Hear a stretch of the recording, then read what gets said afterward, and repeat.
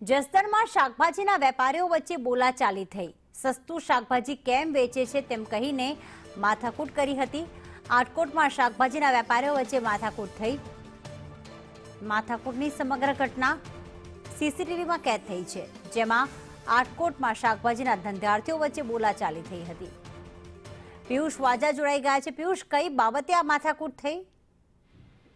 जी ચોક્કસથી જે જસદણ તાલુકાના જે આટકોટ ગામ છે, આટકોટ ગામની અંદર જે બકાલા માર્કેટની અંદર જે સામસામે જે વેપારી જે બને છે, જે બકાલું વેચતા હોય તે જ લોકો સામસામે માથાકૂટ થઈ હતી। જે સીસીટીવી જે પણ સામે આવ્યા હતા, સીસીટીવીમાં સ્પષ્ટપણે જે મહિલા જે છે બંને જે સામસામે બાખરતી હોય તેવા સીસીટીવી સામે આવ્યા હતા।